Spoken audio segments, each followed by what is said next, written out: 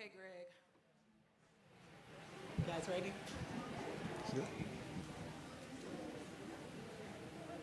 You guys ready to start? You ready? Okay. Good to go. Oh, yeah. That's right. Let's start. Early applause. So good to see you all in person for the first ever Race Bridge live and in person. Woohoo! So good to see you all. My name is Corey Jo Biddle. I'm the Executive Director of Fuel Milwaukee and the VP of Community Affairs for the Metro Milwaukee Association of Commerce. And again, this is our very first in-person Race Bridge conversation. Those of you who have been following the series know that this started during the pandemic. It started virtually, and it was really kicked off by the murder of George Floyd and the need of initially the Fuel members to talk about it and express everything that they were feeling and learning and hearing in their communities. And then it just got broader and broader and broader. So I'm so glad to see all of you here. This is being streamed on Facebook. So when you get back to your devices, make sure you share it so everyone can see it. And we'll have a virtual component and our in-person. So hybrid is the new way of doing things. So I just want to first acknowledge the fact that the Milwaukee Public Museum and America's Black Holocaust Museum responded very quickly to our request to pull this together. So thank you so much for the spirit of partnership that you obviously have practiced and learned with each other and have shared with us. This was one of the easiest events I've ever done. This has been great. Aren't you guys glad that we're going to have a chance to see the Mandela exhibit together? Thank you so much. So we'll get behind the scenes and find out a little bit more about how we ended up being the first U.S. stop for this international exhibit. We'll get the behind the scenes story. I have to thank Northwestern Mutual, the Luter Financial Group, who is the presenting sponsor for the virtual version of Race Bridge. They've been really great about making sure that we're able to continue bringing this programming. And if you all, keep responding and you want us to keep doing it, we will make that commitment to keep having the conversations go on. We also have a great media sponsor, Radio Milwaukee 88.9. I also got to acknowledge my colleague, Julie Granger, who's taking a picture of me right now. This is her idea. She got an email from Milwaukee Public Museum email, and she sent it to me and said, why don't we see if we can do Race Bridge in person there? And it just worked out. So again, thanks to Julie for the idea, and thanks to you all. So for our panel discussion, we thought, we got to have a discussion about the fact that Mandela, the official exhibition, is right here in Milwaukee, the first stop in the United States.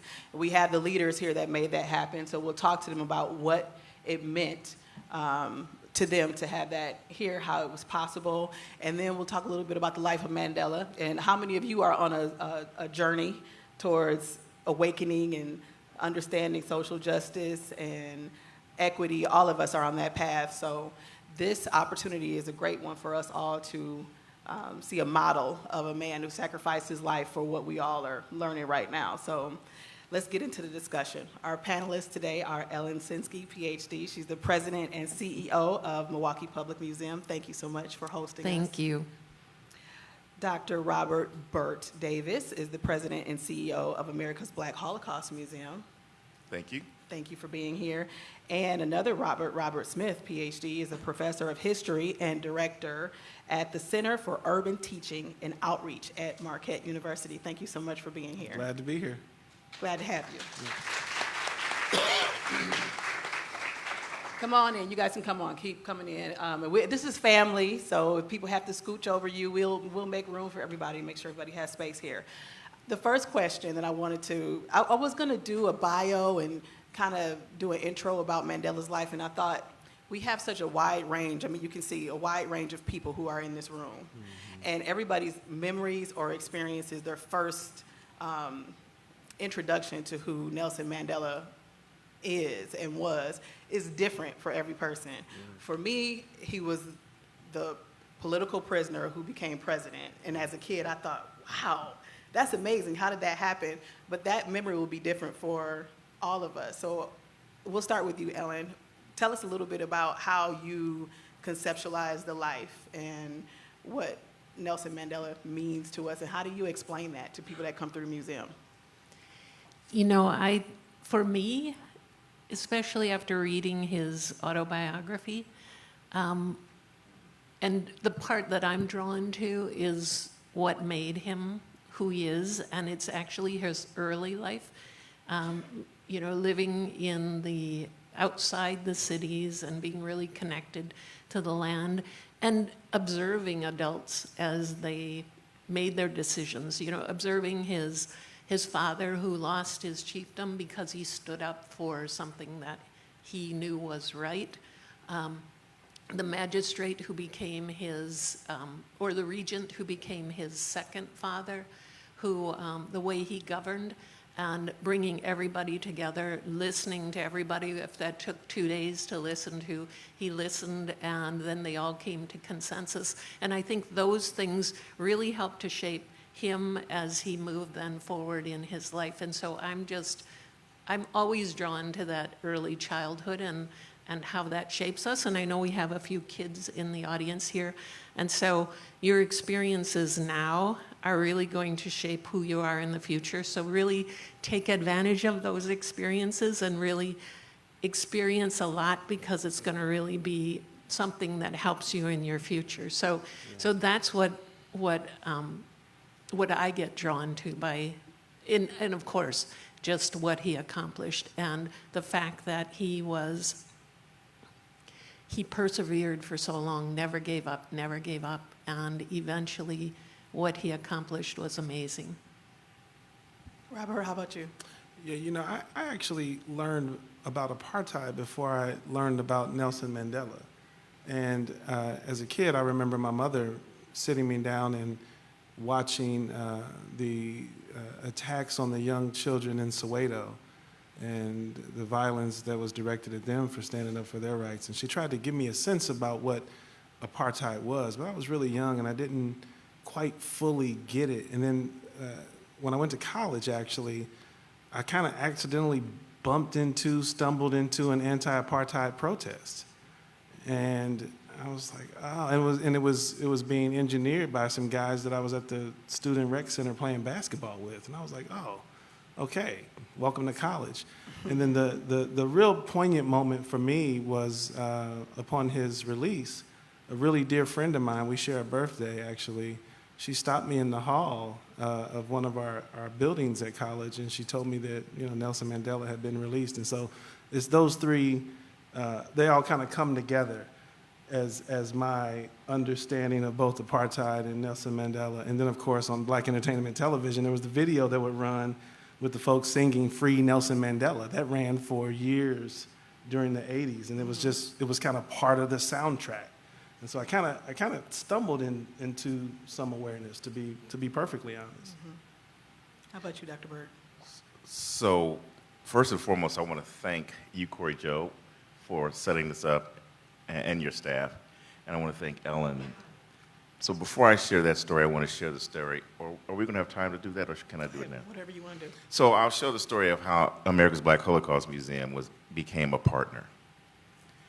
So I always start the story off with, it was a bright sunny afternoon, and it was Dr. Ellen on the phone, and she started talking, "Hey, Dr. Bert, do you remember we met, blah, blah, blah?" And I was like, "Yeah, I remember we met at this conference." And so then she started talking, and it was kind of like she was rambling a little bit, and then all of a sudden I heard the word Mandela. And I said, "Okay, stop right there. You had me at Mandela. What is it that we can do?" And so from that vantage point, we went through a series of discussions with our staffs and realized what roles we could all play. But cumulatively, we all recognize the power and strength of the life of Nelson Mandela. But more importantly, we realized that even though the exhibit leaves on August 1st, his legacy shall live in Milwaukee and the greater Milwaukee for as long as we can continue to speak his name and learn the principles of his life. So when I was young, I did learn about Nelson Mandela and apartheid kind of simultaneously. I'm a big nerd, so my parents would always make me and my sister read about something before we even got to our homework. And so I read a lot about African American history and African history. So I knew about him vaguely through the lens of apartheid. I learned more about apartheid when I was in college, when I started following certain musicians and they started boycotting Sun City, the Sun City Festival, music festival. And then I was like, so if these people are boycotting and they don't want to get paid, there must be something really important that they're trying to boycott. And so then I started doing some additional reading and learned more about apartheid and then about the man himself. So I'm very fortunate in the fact that I went to a historically black college in Tuskegee, Alabama, which is about 2.5 hours, 2 hours, 15 minutes, depending upon how fast you drive, from Atlanta, Georgia. So I was actually finishing up some research, and in 1990, I think it was 1990, Nelson Mandela came to the United States for the first time. And his first stop was Atlanta, Georgia, at the Georgia Tech Stadium.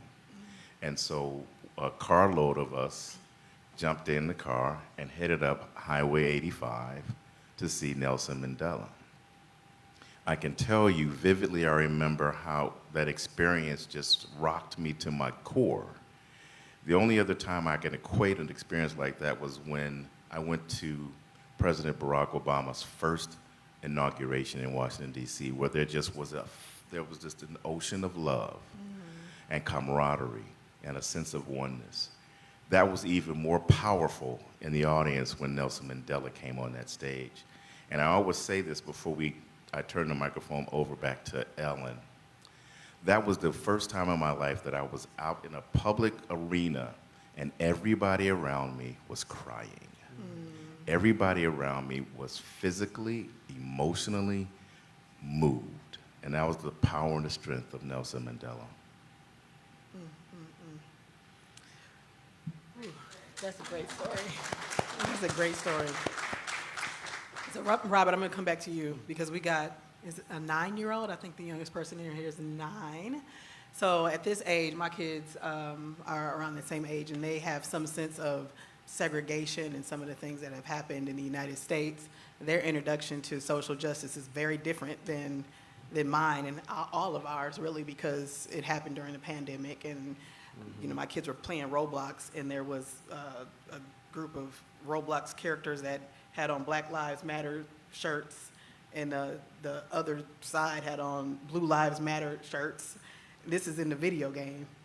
And I come home one day and my son asked me, why did the police kill George Floyd? I was totally not prepared, but they got this through the Roblox game. So their awareness and consciousness, I think, is really kind of all over the place, and I'm not really sure what they understand, what they don't understand. When kids come through this museum as an educator, what would be how would you encapsulate the life of Nelson Mandela? How would you describe to them before they go through the exhibit who he was, what he did, and what he represents, why people love him so much, this story that Dr. Bert shared? Why do people have that reaction to him? Yeah, it's a very rich question and rich answer, and I think you actually summed it up in very effective detail with your synopsis. Here's a freedom fighter, a person who was once labeled a terrorist, who goes on to lead that very country. We don't have any experience like that in the United States. Our most remarkable leaders are silenced in various ways, murdered and assassinated. And so it's not only that he was this remarkable activist, he was also a lawyer, and so he goes on to be this really important leader of a nation. And then soon thereafter becomes one of the most remarkable leaders in human history, because of the difficulty of navigating not only that country, but then also navigating that country back into the global marketplace. When these kinds of historical figures emerge, it's hard not to lean on a great man or great person theory. It's hard not to sort of fall into that. And I'm sure we can probably all agree Nelson Mandela would probably say, no, it wasn't just about me. But there was something unbelievably remarkable about somebody who can figure that out and to wade through the complications of all of that, especially in a system that had become globally recognized for how vicious it was, because of the socioeconomic chasm that was created, that's still a part of the challenges that the folks deal with in the country. And so he's grappling with monumental issues and somehow handles it with grace and dignity in ways that, I mean, I don't know another figure that I've either studied or seen who fits that. I mean, he's Madiba, you know. Madiba, that's for sure. Yeah. Okay, so I'm excited to talk about a little bit more about how the exhibit actually ended up here and why it's significant that we continue to do things, that we have to keep making sure that we make Milwaukee a distinct place in the world. So the Bucks just helped us do that. Right. The Bucks helped us do that. But so does this exhibit. So it's the first U.S. stop. So Ellen, Bert told the story. Yeah, go ahead. Can I, Dr. Ellen, before I do this, so I want to say one thing because you coined the question is to some of our younger. Yep. The other thing we have to realize that he was a human being, right? He wasn't perfect, right? So let's not lose sight of the fact that he was a man. He was a father, and he had faults. So that's something also. He literally didn't walk on water, but essentially he did. But in the same vein, I just wanted to put it out there that, and Ellen talked about this, all those things that happened to him culminated into the man that he became, and some good and some bad. And that's what we all experience as human beings. Absolutely, that's a good point. Because you know, when you're a kid and you see these icons, you think they've always had this vision. They always knew what they were going to do. They were always perfect, and it's their lives were journeys of zigzag and experiences built and layered on top of each other, just like us. Yeah. So you guys can do the same things you're going to read about in that exhibit. Ellen, when did you get the idea to bring the exhibit here and call Dr. Bert? Just kind of tell us the story, that behind the scenes. This is going to sound strange, but we actually have COVID-19 to thank for this exhibit being in this community. You know, we had there are companies that travel exhibits around the traveling exhibits that we get. So this exhibit had come across this exhibit was produced in South Africa in collaboration with the family and friends of Nelson Mandela. And so when you go into that exhibit, you're going to see objects that come from the family and friends of Nelson Mandela, which is unlike other Mandela exhibits in this country. But it toured around South Africa and then went up to Europe and was in England, and then in London, and then in Berlin. And then COVID-19 hit right around, just before COVID-19 hit. This company in the US bought the rights to tour it in the United States. And they contacted a number of museums in the US about taking this, touring it. And we already had exhibits planned for last fall and this spring. And so I put it into a folder of, this is a really interesting exhibit that I'd like to bring, but I wasn't ready to pull the trigger on it yet. And then COVID-19 hit, and the exhibit that we had planned for this spring was pushed to next spring. And I thought that we needed an exhibit for the spring, never ever thinking we'd still be in a pandemic. So thinking everything would be back to normal, and we needed an exhibit for the spring. So I contacted the company and asked if it was still available. It was, and we started to negotiate on bringing it here. And then George Floyd was murdered. And I thought, we have to do what we can to bring it here. And so we finally were able to make sure that we could get it. And that, at that time they said, we're bringing it from Berlin because, so you will be the US premiere. So it really was fortuitous, and in a lot of ways, I mean, I'm a scientist and I always think logically, but I think all of the forces in the universe came together to bring this to Milwaukee at this time because of all of these things that weren't going to happen that all of a sudden happened. But when we when we decided we would bring it, I thought, you know, this institution is a predominantly white institution, and we cannot present this exhibit, we cannot honor Nelson Mandela if we don't partner with the African American community. And my first thought went to Bert, and so that's when he said, so I reached out to him, and he heard Mandela and said, we're all in. So your half of the story, Dr. Bert, I want you to touch a little bit on, the timing, the fact that you were already kind of having this conversation, like on the brink of this explosive social awakening and the way that it showed up in Milwaukee too. Dr. Bert, what are your thoughts about the role of museums? I mean, obviously educational institutions, but I mean, this is quite a different role. It's not just education. I mean, this is a community, social, I mean, there's a huge statement here. There is. So before I go into the roles in museums, so I'm also a scientist. And so Dr. Ellen said all the forces. I'm going to say it was God. Because all these things happened and they all clicked in such a way that at one point we started to, I mean, when you know you're in a relationship with someone or a friendship and you can start to almost finish their sentences, our staff started to have these weekly meetings and started feeding off of each other as if we had been working together for 10 years. And I thought it was absolutely remarkable. So That's awesome. that's that. All right. Yes, Give him glory. it was God. And the fact that Dr. Ellen, you know, figured out enough money to raise to bring it here. I mean, we could talk Give about him that glory. too. Truth Very be told. important. That's right. It all starts with the leader.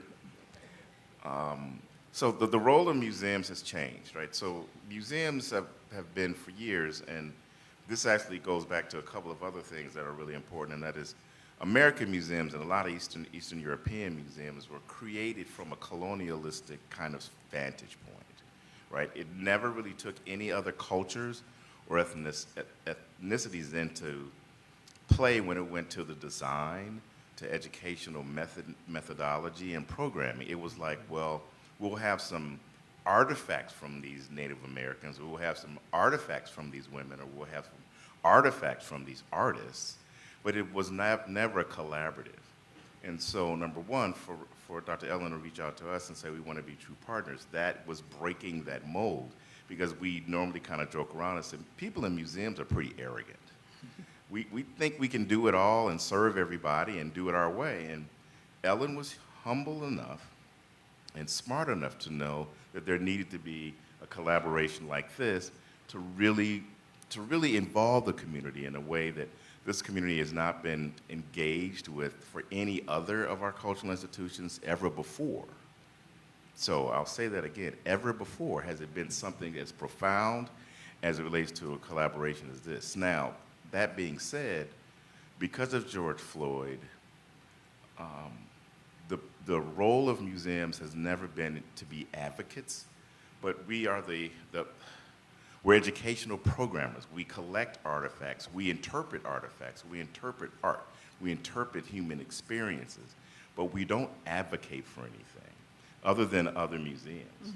The role of museums now has changed, and it will change forever, and that is because of George Floyd, people are outraged, and they want these institutions that they come and share common experiences with other people to get out there and help with the fight.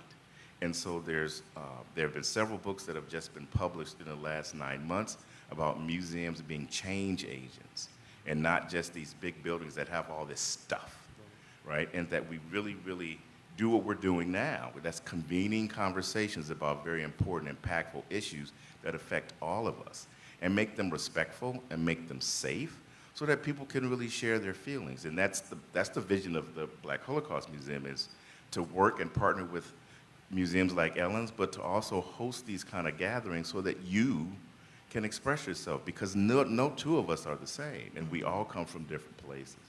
And so the role of museums has changed and evolved into that, so that it's just not bringing in the exhibit. It used to be you bring in the exhibit, you educate a couple people, you have a couple receptions, and then it goes. This is a fallout of Ellen's vision and our participation and work with people like you and having leaders like Dr. Rob in the educational community, that these kind of conversations should continue beyond the life of the exhibit. You know, I would just add to that museums in the past have always said we're neutral. You know, we don't push one thing or another, but we, in fact, by not doing that, we're not neutral. We choose the stories that we tell, and that makes us political because we choose what we're going to tell. And so I think for museums to actually survive and thrive, it's got to be not us choosing, but the community being involved in that choice and having these conversations and involving. And I know for that new museum that we're planning, we have been reaching out into the community, and we will continue to reach out to make sure that the voices, it's like Dr. Bert said that, you know, we put actually it was a Native American individual who was shocked by something in the museum, and he was in our Rocky Mountain exhibit, and he was like, oh my God, and I said, what's wrong? And he said, there's a white man on exhibit, because this kind of museum doesn't normally put the white race on exhibit. We put all these other cultures on exhibit, and yet history museums are left for the white people. So our plan as we move forward is to not be the voice of other cultures, but to have those voices in the museum so that we are a platform for those voices. And that, I think, is what museums are moving towards now. That's right. You have a platform, and we're definitely looking to you for more direction. Robert, what are you seeing people, the shift? I mean, you obviously love history, and history is one of those things people are like really super into it or not, right? Mostly not. Kind of not, but well, you know, now everybody's on this journey and everybody's curious about the world and what has happened and structural racism and where it came from and how do you dismantle it. Are you seeing a different reverence for history or reference to history? Like, how are people, is it the same, different? What are you seeing? Oh, yeah, it's different now. Everybody's a historian now. Okay. You know, that doesn't mean they like history, though. Okay. You know, Okay. you all know what I mean by that? Like, everybody can tell you something about the past, but probably haven't really studied it. Yeah. And that puts us in a very interesting place, you know, because you do have a more informed citizenry than maybe any generation, any moment. But we have serious problems with truth and accuracy and still access to that truth and accuracy. And I don't know that this fits perfectly with this question, but I don't know a better time to provide this anecdote. There's two things I want to share that are very much related to, I think, our conversation today, and then also this city. And I want to preface it by saying this is not political advocacy, and I want to be respectful to the institutions that are represented here and making sure to say that so that you know that. I'm just reporting what happened, and I want to be clear about that. I have the luxury of having a research project that brings me to South Africa on occasion. And over the last several years, I've had the opportunity to go to Johannesburg and Cape Town to conduct that research. And then, of course, Marquette University and many schools have study abroad programs in those cities. And in 2018, we were there securing our study abroad relationships. We had students there. And person after person, Uber driver, waiter, waitress, academic, school teacher, would comment on the instability of the United States political house. And I just feel like I have a responsibility to make sure that as we talk about this, we know how bad we look internationally. And we have to be very accepting and humble and aware of that. Or I hope that we can be, maybe is the best way to say it. Thank you. A woman in a coffee shop. I walked in. I didn't say anything. She said, "You're from the U.S." I said, "How'd you know? I didn't talk yet." She's like, "I could just tell." And she and she says, You got that American walk. "Yeah, I walk like an American. You can tell by the way I walk. I ain't from around here." And she said, "Yeah, you all got yours Jacob Zuma," in reference to our previous president in our political house. And I'll let whatever interest might drive you to kind of explore what that means. But person after person in South Africa questioned us, like, what is wrong with the United States? The second thing that would happen, and please believe me when I say this, we would say, we're at Marquette University, and typically we'd start to suggest that we're near Chicago, because most people know Chicago. We weren't diminishing Milwaukee. We're an hour and a half. We were trying to give folks. And folks began to cut us off and say, "Oh yeah, Milwaukeeans." It's funny to a degree, right? There is some humor to it, but it also speaks to the importance of a global icon of that magnitude in our city. Yeah. And we can't, as much as some of us may or may not be sports fans, we can't underestimate the significance of what just happened with this basketball team. And many of the other sports teams that stood up to also join that fight for racial equality and social justice. And I'm not suggesting that we all go out and buy Bucks paraphernalia like I did. Now, but for in an international community, for folks to be making fun of our political house is problematic. And then also for us as a city to be on the global radar now is also very, very important. Now, I don't know what needs to happen, but I think we need to be very aware of those two realities and use those as beacons in some way. Absolutely. That was wonderful. Did I answer your question? No, On point. That was on point. I'll pay you later. Thank you. Do any of you have questions? If you do, there's a mic right here. Just come on. Come on. We got enough time. Actually, the same thing happened to me in Buenos Aires, Argentina, 15 years ago. The taxi driver, I told him I was from Chicago. He says, "Oh, that's near Milwaukee," and he knew the Brewers. And when they asked you what's wrong with the United States, how did you answer them?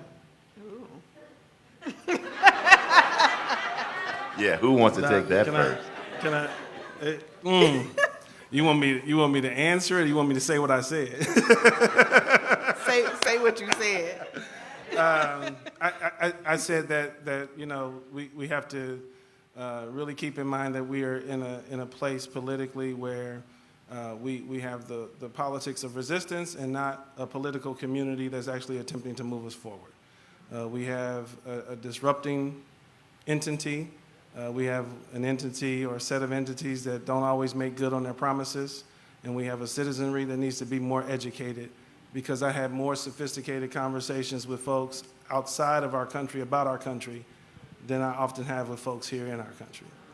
And so as much as we do have problems with our political house, we also have problems as a citizenry when we're not engaging in the political process fully, and when we are not as politically astute as we need to be.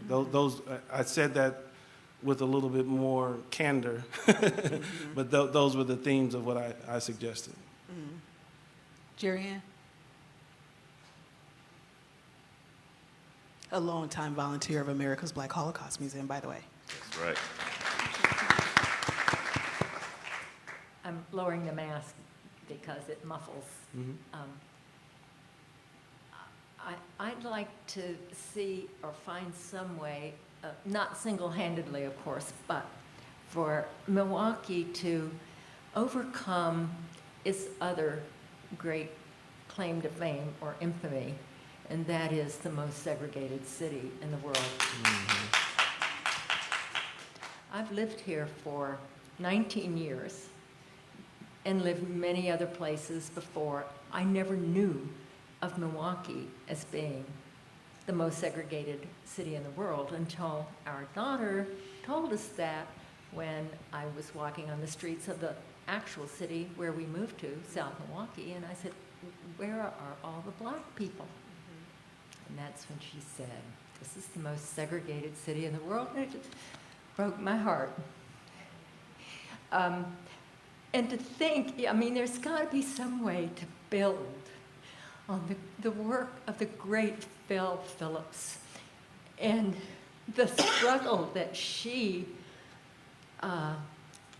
fought for a long, long time, but definitely for 6 years, when it took her 6 years as the city council or common council's only black member and only female member to finally get the fair housing ordinance passed. And look where Milwaukee is now, all these years later. It's tragic. So yay, Giannis, yay, Bucks. I salute everything you did, everything you stand for, everything you're going to do. But that's what I would really like to see Milwaukee work on and truly overcome. So give us some suggestions. Your knee-jerk reaction to that. Who wants to go first? Okay. Dive in. So first and foremost, I want to thank you and your husband for your many years of service to America's Black Holocaust Museum. So what we're dealing with here is a continuation of systems. And if we don't address the systems, then the systems will always continue. And so here are two very tangible examples, right? So we had one of the largest turnouts for the 2020 election, right? And because of that, local legislators changed and are trying to change the system, right? So just think about that. They are literally reversing the way in which we can simply vote, one of our primary means of expression as a citizen. They are systematically changing it and reverting it back to when it was almost Jim Crow or pre-Jim Crow, right? Let's look at our educational systems. And I know Dr. Robert can very much speak to this as a professor. They are now trying to pass legislation to erase and diminish the basic tenets of education, which is learning our history, right? So these are two things that if we are not aware of them, like Rob was saying, you have to have this conscious awareness.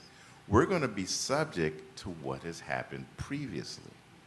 Now, this is going to be a little bit of a prickly. We've used this word before. This is going to be a bit of a prickly discussion, and we can't solve it now. So I would dare say that I'm not as much worried about being classified as America's most segregated city. What I'm really concerned about is us being classified as a city that does not provide equal opportunity for anything to everybody. Mm-hmm. You can live where you want to live, but we all have to have the same opportunities for every aspect of life to be successful as everyone else. To me, I think that is the fulcrum for change. Everybody having access and opportunity, and that you can live wherever you want. So one of my biggest faux pas when I got here was just keeping saying, oh, this is the most segregated city, and this is the most segregated city. And then I had some discussions with some very dear friends who clearly are smarter than I am, and they pointed out that, Bert, it doesn't matter where you live, it matters about the opportunities. Mm-hmm. And so I think we won't change as a city, regardless of where we live, until there are opportunities for each and every citizen that wants one.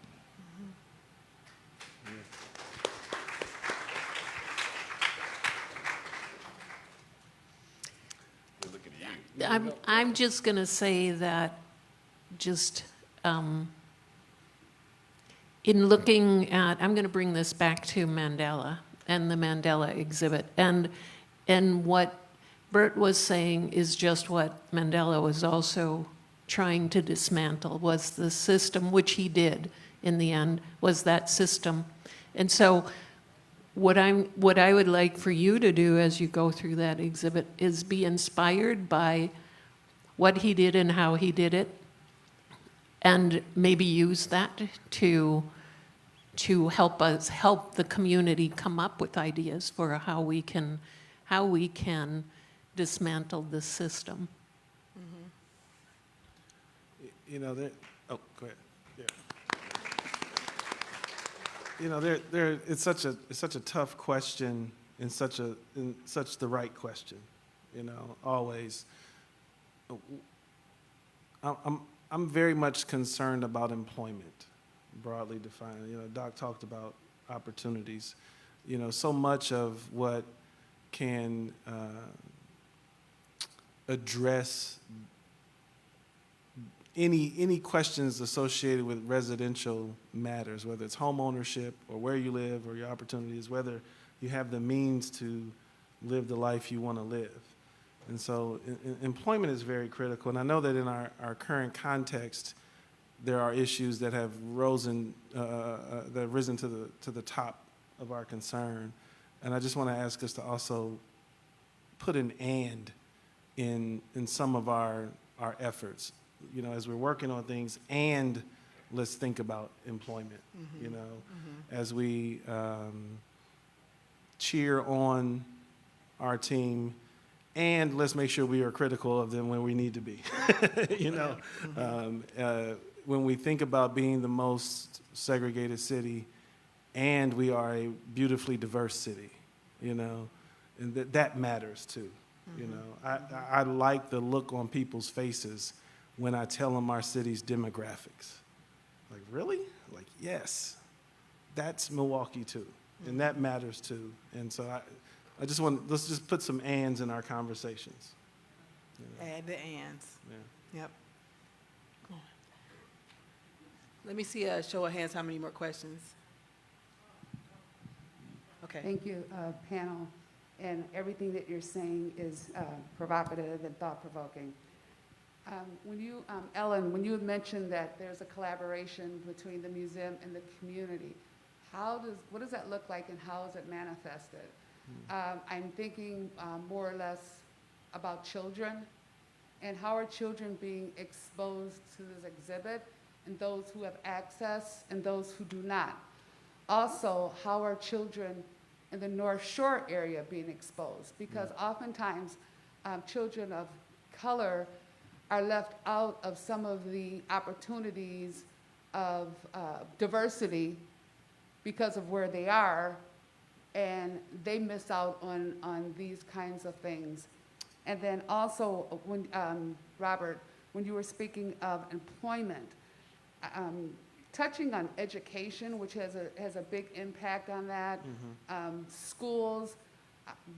I'm an educator in the North Shore District, and I remember driving in the city and seeing kids in a school week not having backpacks.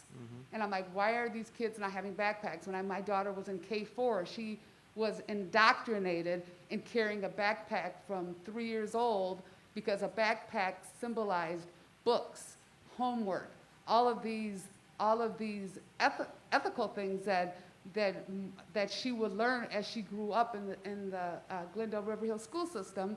And then I find out that kids don't have backpacks because they don't have books, because they don't have textbooks, because the system has changed where kids don't get textbooks because, you know, some say they won't bring them back or what have you. So that would have an impact on education, which would have an impact on employment, and which would have an impact on housing, which would have an impact on green spaces. And when you spoke of Mandela growing up in the country, around nature, and having those oral traditions of adults impacting in his life, influencing, how does that help our young people, and having those kinds of traditions impacted in their lives? And what's the result, social psychologist, when you don't have those things? And thank you. Thank you. Can you repeat that, please?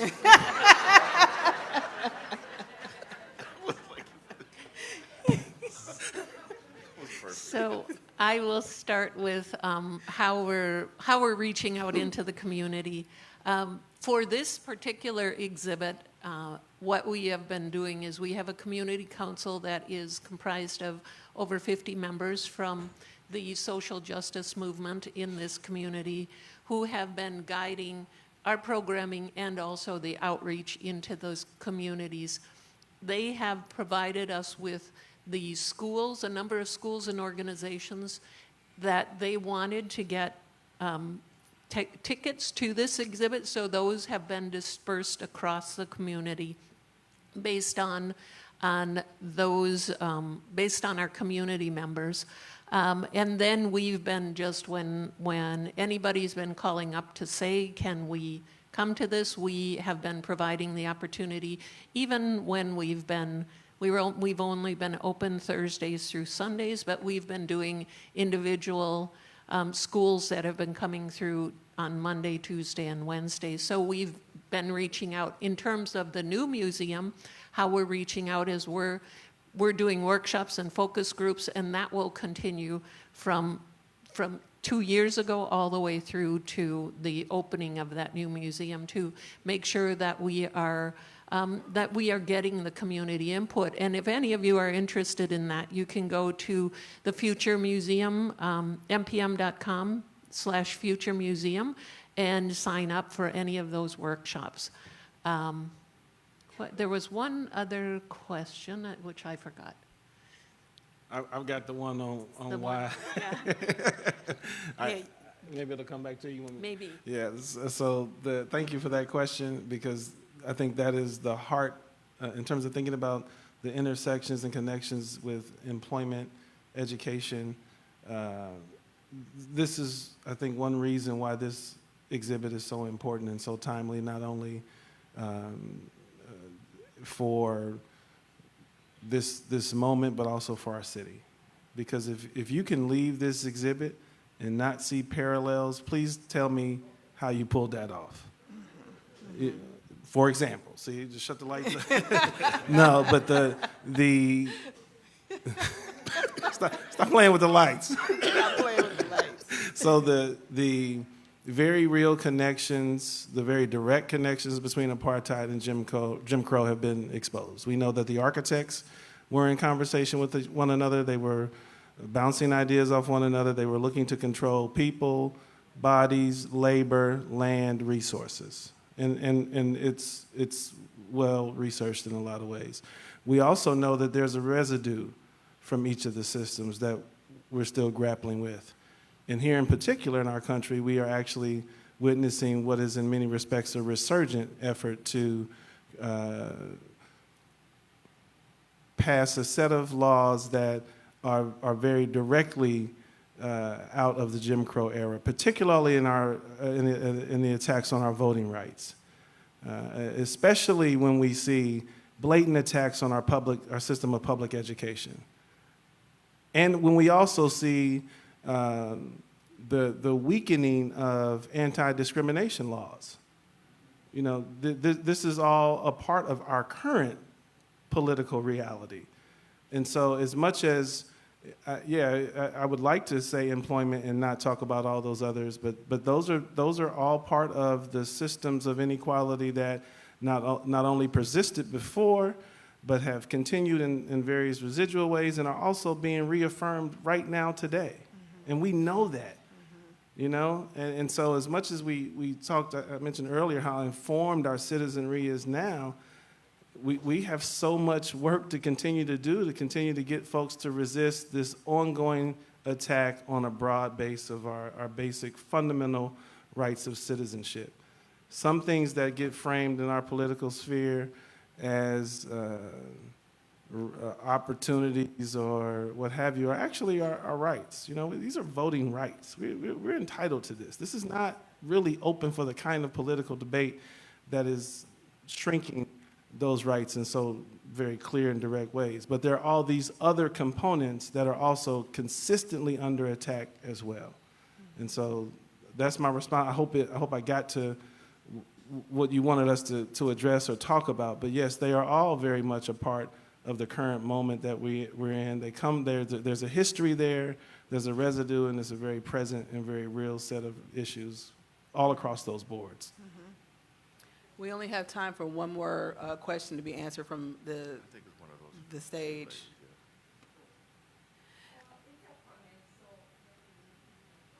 Okay.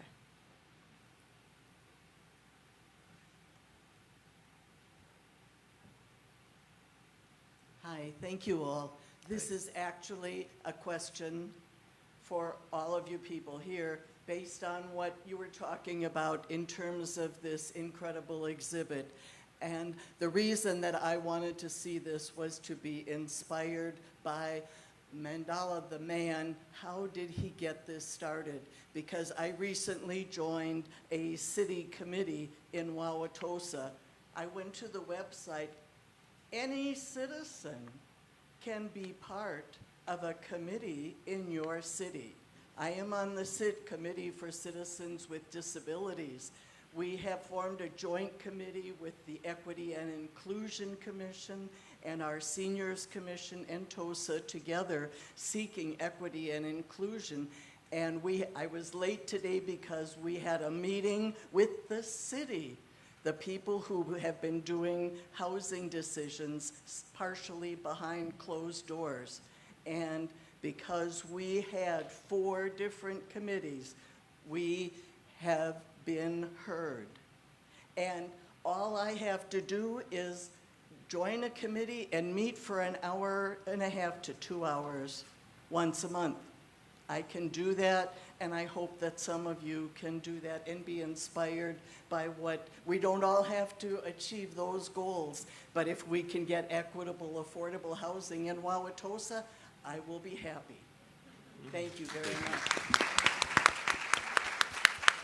We can also talk to our elected officials. I know that there are some here. Bowen, can you stand and so you can unmask so they can see you? Anybody else? I know we had some people registered. Please stand. If you're still here, let people see you. Right. So they can rush you with questions. Okay, so in the interest of, I know some of you have got to get back to work, and some of you are actually going to be able to stay and go through the exhibit. We have some brief instructions for you as we exit the room, but before we do that, I want to say thank you so much to the panel. Thank you. Great discussion. Go ahead. So I'm finding out this is my wild card right here. Whatever I ask him, he's going to go the other direction, but I love Dr. Bert. Go ahead. this is actually the other direction. Go ahead. I'm actually just helping you sum this up. Okay. All right. Like I need your help, but go ahead. You can tell we know each other. So one of the things that, because of Ellen, that we're here, but one of the things that I want you to remember as you're walking through and finishing the exhibit, that America's Black Holocaust Museum, your Black Holocaust Museum, was founded by Dr. James Cameron, who was one of the only living survivors of lynching, one of the only known survivors of a public lynching. And then he's the only person known to write a book about it and the only person to open a museum about it. The reason I bring that up was because there are a lot of corollaries between Dr. Cameron's life and Nelson Mandela's life. And so when you think about this person who's no longer with us, neither of them are, but one was national and the other one was local. So I want to leave you with that. That was awesome. Okay, that was pretty good. That was a good wrap up. So thank you for the amazing partnership that brought this exhibit here and all of the, I just can't imagine all of the conversations or the tours that you all have seen. That'll be a whole nother panel afterwards so you can give us the reactions and what you think people, what their takeaways have been. So thanks again to the panel, and thank you all for this partnership. Thank you. Give them a hand. Okay, so how many of you are actually able to stay and go through the exhibit right now? Okay. Oh, nice. How many can't? Okay, if you can't and you